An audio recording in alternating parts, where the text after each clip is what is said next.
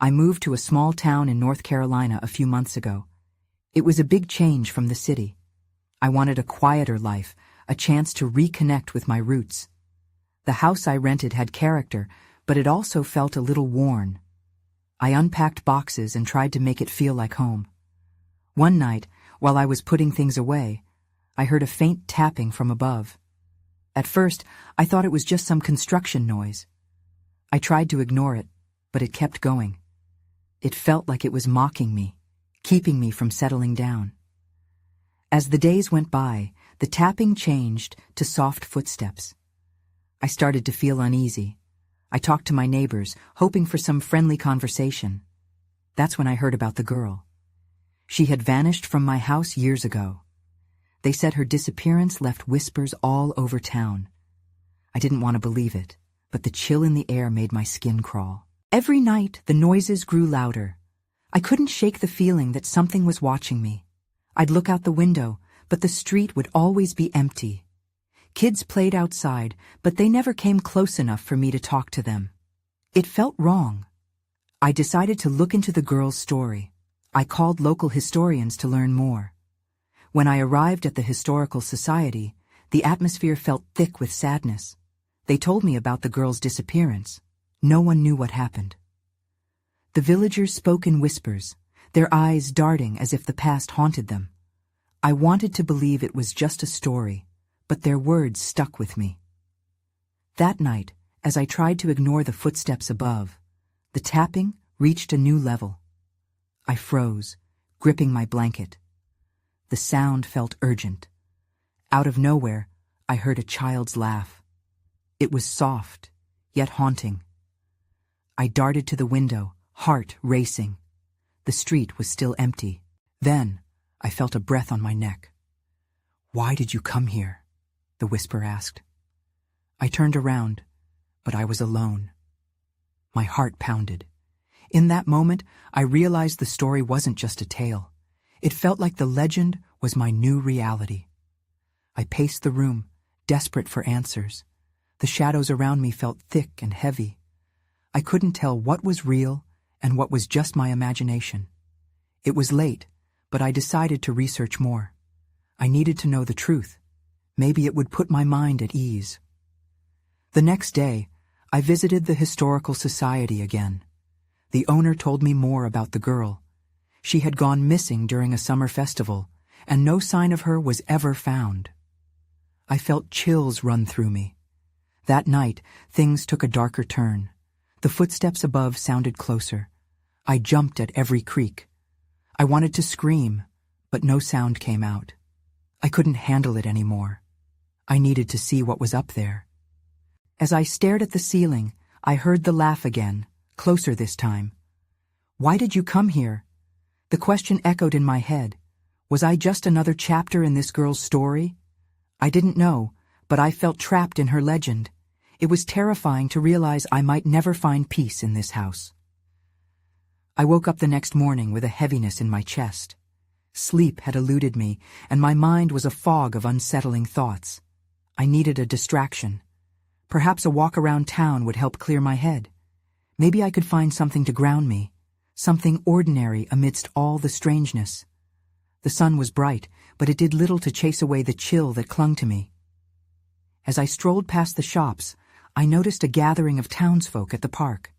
They were chatting, their laughter brightening the day. I felt a pang of longing for connection. It seemed like everyone knew each other, and I was still an outsider. I hesitated, wanting to join, but not knowing how. Just as I was about to turn away, I spotted a little girl playing with a kite. She had the same dark hair as the girl from the stories. The resemblance struck me hard. My heart raced. Before I could think, I walked over to her. "What's your name?" I asked, trying to sound casual. "Emma," she replied, pulling her kite in as it dipped low. I squinted at her, feeling an odd sense of familiarity. Just then, her mother called her back. I wanted to ask her if she knew the story of the girl who vanished, but the words stuck in my throat. The moment slipped away as I watched them walk off, and my unease deepened with it. Once home, I pulled out my laptop, hoping to find more about the girl and her disappearance. The town's historical records were sparse, but an article caught my eye. Haunting Memories, the Abandoned House on Oak Street. It detailed the mysterious events surrounding the empty homes in my area, including mine. I read about strange lights and fleeting shadows. They said children used to play close to the house before the girl disappeared. Then they stopped coming. I scrolled down the page and saw a grainy photograph of my house. In the background, a shadowy figure stood between the trees. I leaned closer, squinting at the image. It looked almost like a girl, but the details were too vague. A chill ran through me. Suddenly, the hairs on the back of my neck stood up. I heard a noise, a soft knock coming from upstairs. Instinctively, I sat up straight, my stomach tightening. I wanted to dismiss it as paranoia, but I couldn't. The knocking persisted, a steady rhythm that felt deliberate. I felt my feet move before I could think twice, pulling me towards the stairs. As I reached the top, the noise stopped abruptly. The air felt thick with silence. I stepped carefully, scanning the dim hallway. Then I caught a glimpse of something. A flash of movement from the corner of my eye. That's when I saw it. A figure, small and shadowy, darted into a room at the end of the hall. My heart raced. "Hello?" I called, my voice shaky. No answer came, just the echo of my own words. I took a cautious step forward, but before I could reach the door, it creaked open slightly. There was no one there. Panic gripped me as I stood frozen. The sensation of being watched returned, and it was stronger than ever. I felt like I was being drawn closer to a darker truth. I had to know what waited for me inside. Taking a deep breath, I pushed the door open wider, ready to confront whatever lingered within the shadows. As the door creaked open, I was hit by a gust of stale air. It smelled musty, like an old attic that hadn't been touched in years. The room beyond was dark, the faint light from the hallway barely illuminating the space. I stepped inside, my heart hammering in my chest. There was a small window on the far wall, draped with dusty curtains. They fluttered slightly, but it didn't feel like a breeze was coming in. I cautiously made my way further into the room, my eyes scanning for any signs of movement. That's when I saw it. A child's toy lying on the floor, a small wooden horse. It was weathered and chipped, but the sight of it filled me with a wave of unease. I knelt to pick it up, and my fingers brushed against something cold. I froze, pulling my hand away. I glanced around, my breathing quickening. Lurking shadows seemed to gather in the corners, and I felt a weight pressing down on me. The familiar sensation of being watched intensified. "Hello?" I called out again, my voice trembling. In response, a whisper floated through the air, soft and barely audible. "Help me." It was a child's voice, and it curled around me like a cold mist. I spun around, scanning the room, but there was no one there. My mind raced. Was it Emma? Had she somehow come here? I wasn't sure what to do. I had to leave. Every instinct urged me to turn back. But just then, something caught my eye. On the wall hung a framed photograph, an old picture that looked like it was from another time. My breath caught as I recognized the girl in the picture. It was her, the girl from the stories. She had the same dark hair and bright eyes as Emma. I rushed over, heart pounding, and examined it closely. The girl wore a white dress that seemed to shimmer in the dim light. Beneath the photo, a small inscription read, "Forever a part of our memories." A cold draft swept past me, and I shivered. I felt a sudden movement behind me, but when I turned, there was nothing but darkness.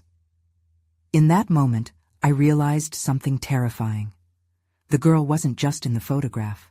Something in this house connected her to me. I took a deep breath, steeling myself. I had come this far. "What happened to you?" I whispered, desperate for answers. Just then, a heavy thud reverberated through the house, and the ground trembled beneath my feet.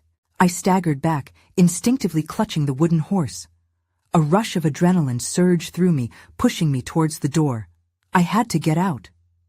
As I sprinted toward the hallway, I swore I could hear faint giggles echoing behind me, mingling with the darkness.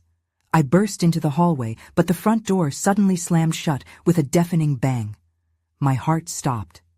Something was in the house with me. I was not alone, and whatever it was wanted me to stay. I pressed my back against the cold wall, my breath coming in short bursts. The wooden horse felt heavy in my hands, a weight I wasn't sure I could bear. I knew I needed to get out of this house, but the door was shut tight, and panic was creeping in around the edges. "Okay, think," I whispered to myself. I glanced back toward the room I had just come from. The darkness seemed even thicker now, as if it was alive, looming, waiting. I turned my focus to other exits. There had to be a way out. I noticed a narrow staircase in the corner, leading to the upper floor. My instincts screamed at me to run, but I felt an inexplicable pull toward the stairs. I crept over, ears straining for any sound. The house was eerily quiet now, the whispers silenced. I clenched the horse tightly as I took the first step, the wood creaking beneath my weight. Each step felt heavier than the last. Something about this place made my skin crawl. Reaching the top of the stairs, I found a small landing. To my left was a door, slightly ajar. It promised another dark space, but curiosity got the better of me. I pushed it open, revealing a dusty bedroom. A faded quilt was draped over an old bed, and there were shelves lined with forgotten toys. Then I saw it. A mirror hanging on the wall, its surface cracked and grimy. I approached cautiously, drawn to it. What was it about that mirror? As I looked into it, my reflection seemed to distort, the edges rippling like water. I blinked, suddenly feeling dizzy. That's when I noticed the flicker of movement behind me. I spun around, expecting to see nothing but shadows. My heart raced again when I spotted a figure darting past the doorway, the same little girl from the photograph. She paused, glancing back with a piercing gaze that sent a shiver down my spine. "Wait," I called out, instinctively stepping forward. The girl didn't respond. Instead, she disappeared down the hallway, her laughter trailing behind her, sweet yet chilling. I didn't know if I was being lured or if I could trust her presence, but every part of me screamed to follow.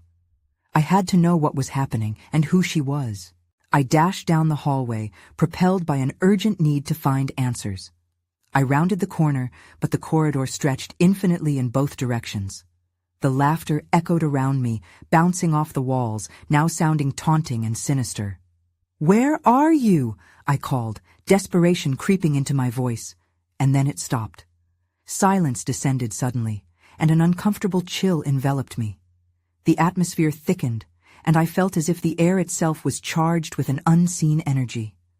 That was when I heard the door at the end of the hall creak open, a sliver of light spilling out into the darkness. I hesitated for just a moment, the urge to flee gnawing at me. But something pushed me forward, curiosity overriding my fear. What lay beyond that door? I took a deep breath, stepping into the light, unaware that I was about to uncover a truth that would change everything. I stepped into the light, squinting as my eyes adjusted. The room was unlike the rest of the house, bright and cozy, filled with soft colors and warm furniture. It seemed out of place, almost like a mirage. A fire flickered in the hearth, casting playful shadows across the walls. It almost felt welcoming, yet my instincts screamed that something was wrong. In the center of the room stood a large table, covered with dusty jars and odd trinkets. I cautiously approached, squinting at the faded labels stuck on the jars. "Caramelized memories," one read. "Whispers of laughter," another. What did these mean? My pulse quickened as I tried to decipher their purpose. Then I heard her laughter again.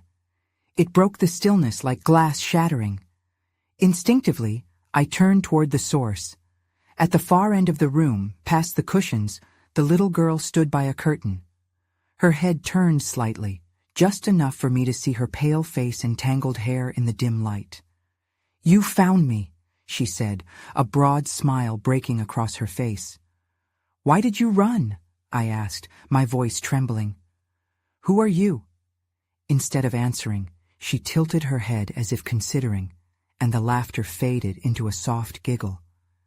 "You'll see."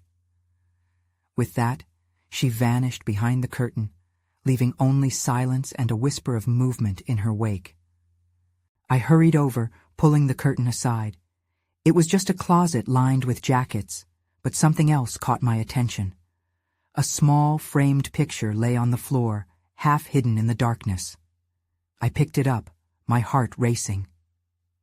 The image was of a family, 2 adults and a little girl. The girl's face was strikingly similar to the one I had just seen. My stomach twisted. Was she the same child? Suddenly, the fire began to flicker wildly, and I felt a rush of cold air swirl around me. I froze, the hairs on my neck standing on end. In that moment, the warmth of the room faded, replaced by an oppressive chill. The shadows seemed to grow, reaching out towards me.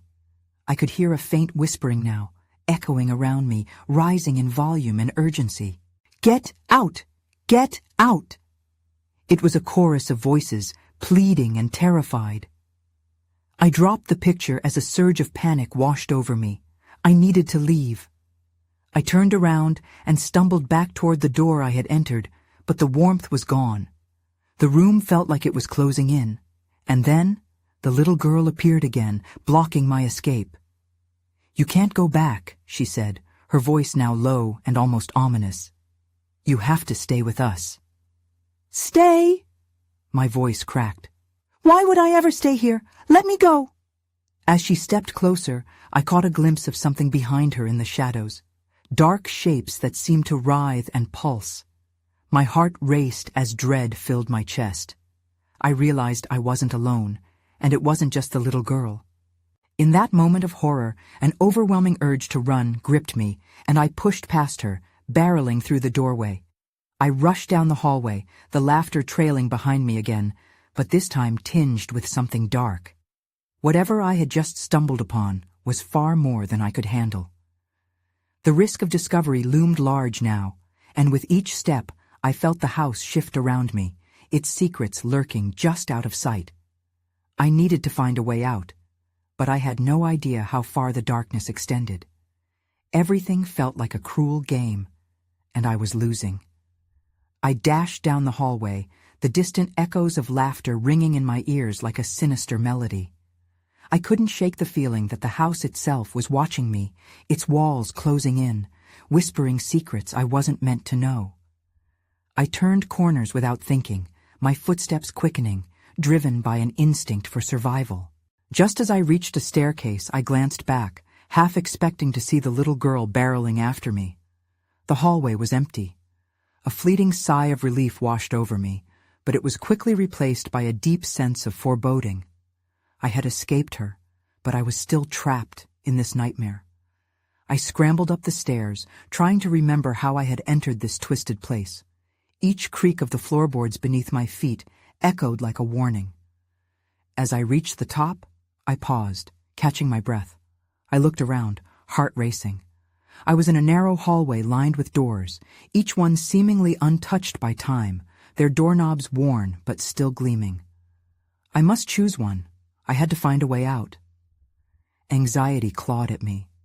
It felt like the very walls were urging me to open each one, taunting me with the promise of discovery or dread behind them. I took a deep breath and approached the first door on my left, my hand shaking as I reached for the knob. To my surprise, it rattled. Something on the other side stirred, growing louder. My heart sank as I imagined what could be waiting for me. I stepped back, feeling foolish for even considering it.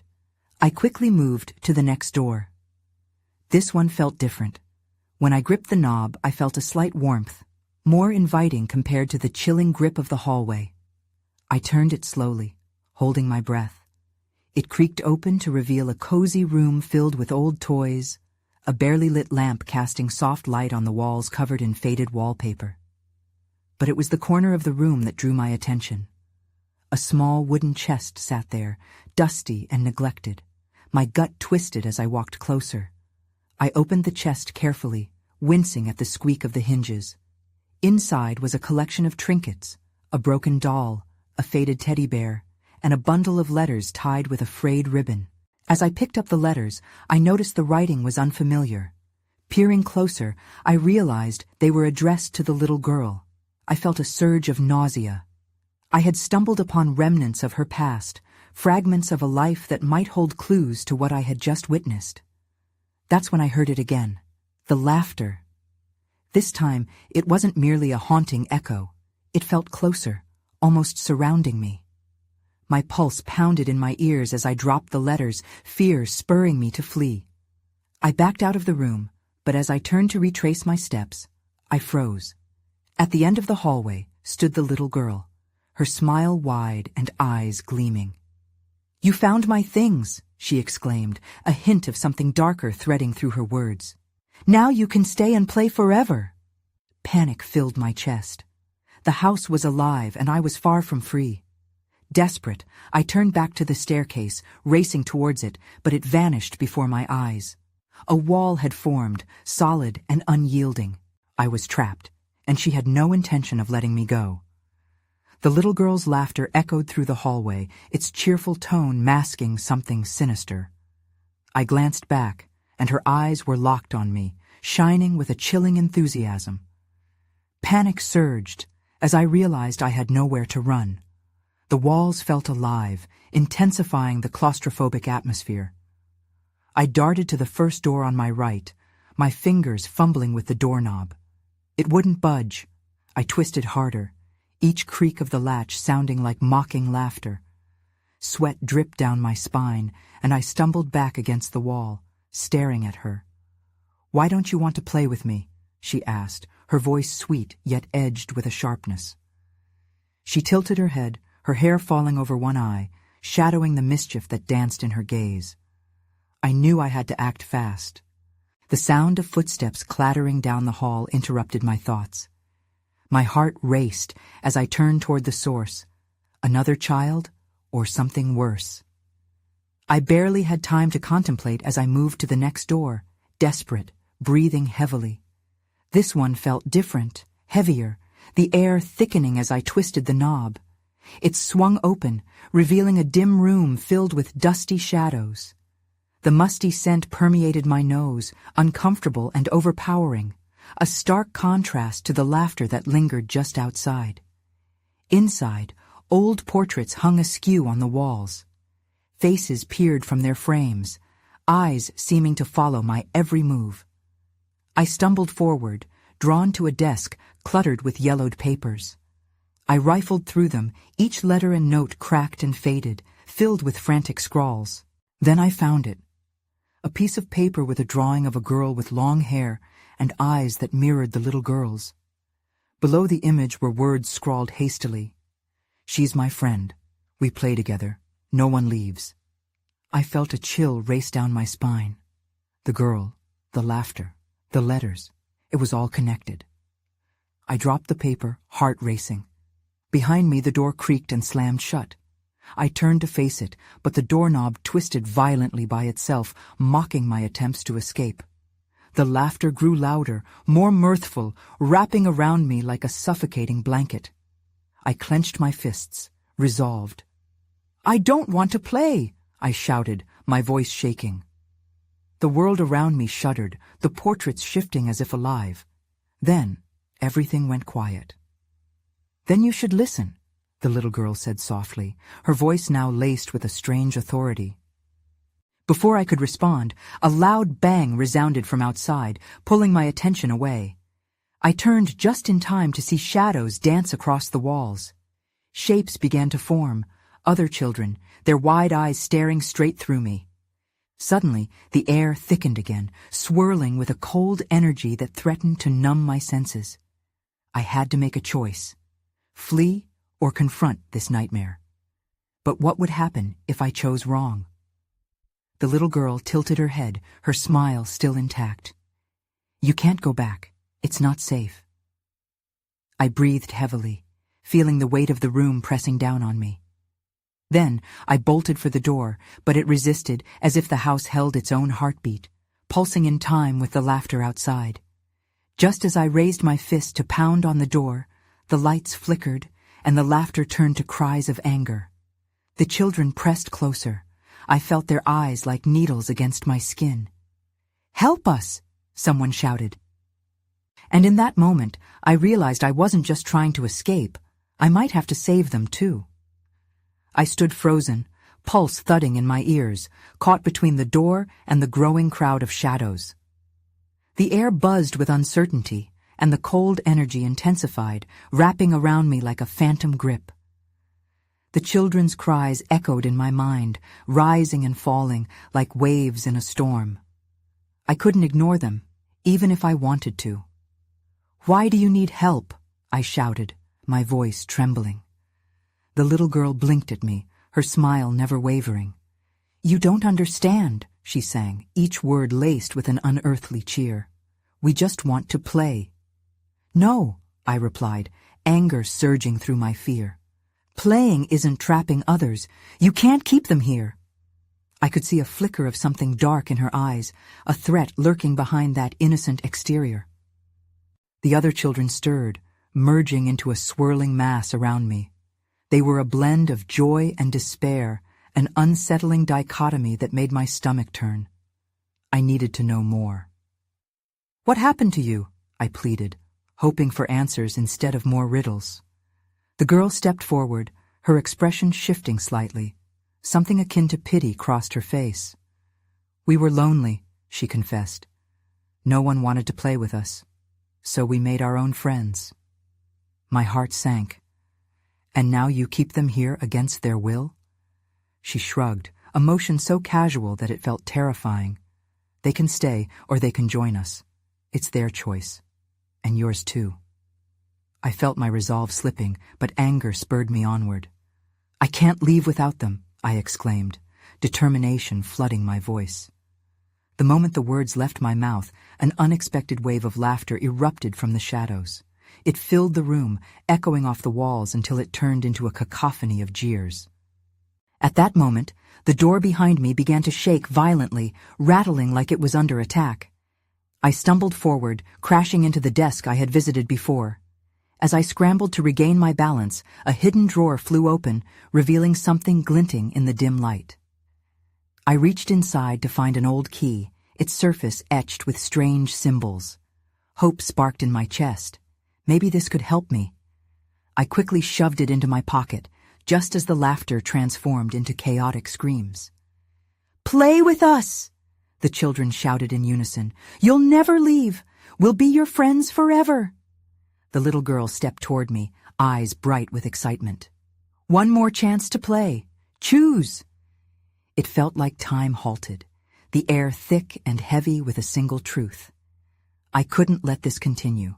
I had to act fast.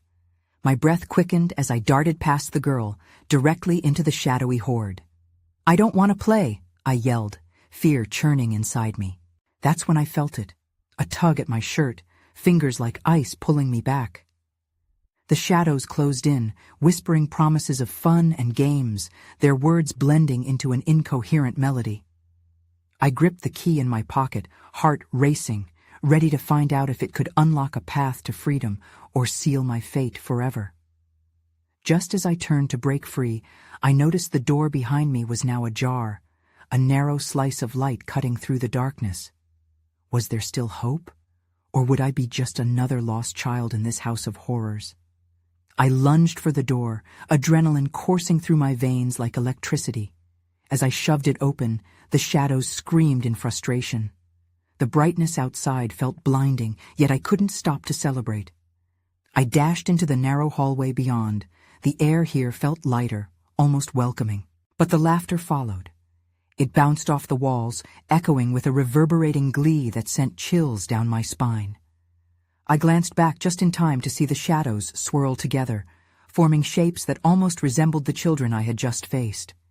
They loomed at the threshold, darkened figures against the lit doorway, unwilling to step into the brightness. I took a deep breath, reminding myself to stay focused. I couldn't let fear take over. The hallway stretched before me, lined with doors, each silently guarding its unknown secrets. I sprinted forward, scanning for an exit or anything that could help me pull the others out of the shadows. Suddenly, A hand gripped my shoulder, and I gasped, spinning around to face no one, just emptiness. I felt something brush past me, a fleeting coldness that snaked down my arm. I staggered, dread pooling in my stomach. "Let's play!" a voice sang from behind. It was the little girl, only now her face shifted, contorting into something more sinister. My legs moved on instinct, carrying me toward the nearest door. I wrenched it open and stepped inside. The room was dark and heavy with despair. Old toys lay scattered across the floor, their colors faded, as if left untouched for years. Each one seemed to watch me, their painted eyes gazing with sorrow. I heard whispering, soft but urgent, rising from a pile of dolls in the corner. "What do you want?" I called out, hesitant but hopeful. A doll with cracked porcelain skin turned its head toward me, its voice high and trembling. "We just want to go home. Help us." I felt the weight of their words settle on me like a damp blanket. I hadn't just stumbled into a game. I had unwittingly become tangled in their tragic stories. "But how?" I implored, gripping the key in my pocket tighter. Then I remembered the key. I rushed back into the hallway, scanning the doors again. Each one felt like a gamble, but one of them had to lead to a solution. The laughter grew louder. Time was running out. I tried a door to my left. It creaked open, revealing a dusty old room filled with books and drawings pinned to the wall. My hope surged for a moment, until I noticed the illustrations were all of the children. The captions read, "Forever Friends." A chill settled in my bones. "Join us," the whispers beckoned from behind me. That was it. I had to find a way to break this cycle. I turned away from the sinister message, ready to push through the fear and find the answer.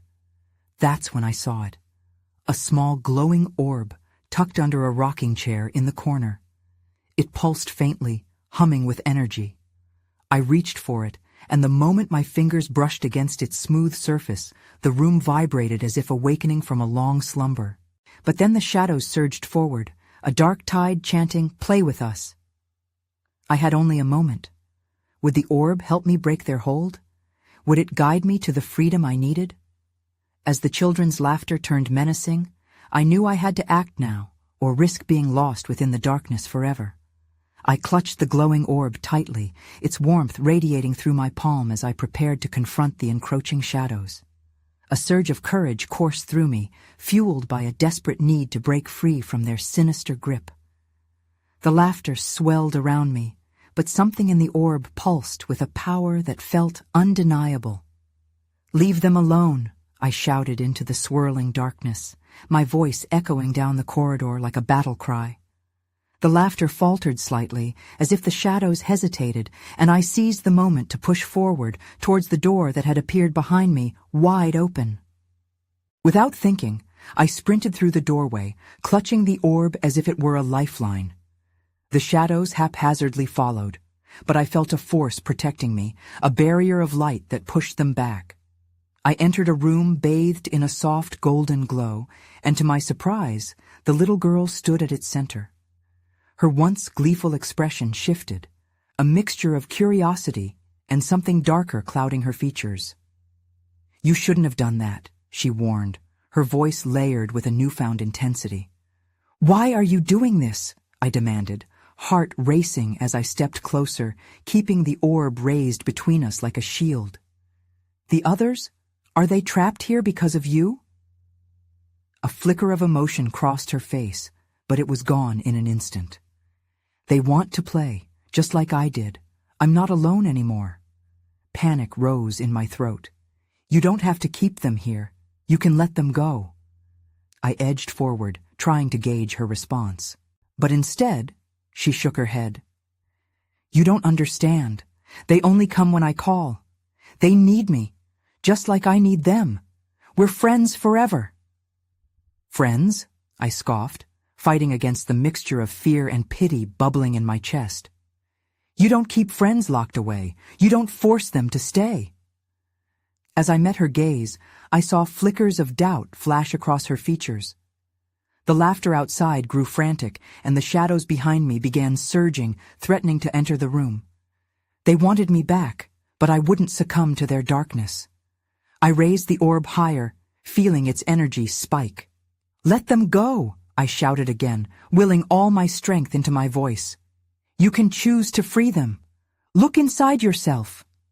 Suddenly, the room shook violently, the laughter morphing into cries of fury. The shadows pressed harder against the boundaries of the golden light, inching their way toward me. The little girl's expression wavered, confusion flashing in her deep, dark eyes.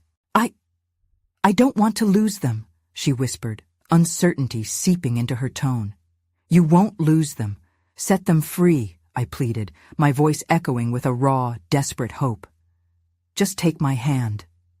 She stepped forward, hesitating. In that moment, I saw her wrestling with the truth, the weight of friendship and companionship versus the loneliness that had birthed this darkness.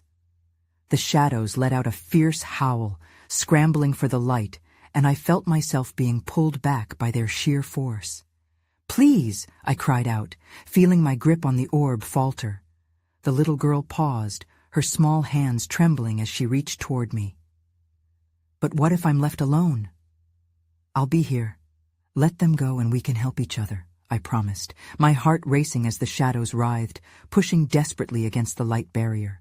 With a sudden burst of resolve, she took my hand, the warmth of our connection illuminating more than just the room. "Okay," she whispered, and as the shadows lunged, her voice rang out in a chant I couldn't understand. The orb pulsed bright, blindingly so, and the energy exploded into the room. A wave of light pushed against the shadows, scattering them in a storm of frantic whispers and howls. I blinked against the brilliance, feeling a deep sense of peace wash over me. Then, just as quickly as it began, the light flickered. The cries softened, turning to distant echoes. The shadows that had once loomed felt lighter, almost ethereal, dispersing into wisps that floated away, freed with an unclear promise of hope. When the brilliance faded, the little girl was simply gone, as if she had never been there at all. I stood in the once dark room, now filled with softness and light, warmth wrapping around me as if to give me closure. But as I caught my breath, I glanced at the door. The same darkness still lingered at the edges, a hint of something unresolved. I couldn't shake the feeling of being watched, even in this newfound calm. Had I truly freed them? Or had I merely postponed what would come next? As I slowly made my way back down the hallway, I felt a tightening in my chest. The echoes of laughter seemed quieter now, but not entirely vanished. I stepped outside, the sun casting long shadows, but I could still hear her voice whispering, "You have to remember, not all play is fun." I moved to a different city after that. Sometimes I wonder if the others found peace. I can't shake the feeling that the laughter still lingers in the corners of my mind, shadows flitting across the fabric of my reality, but mostly I try not to think about it.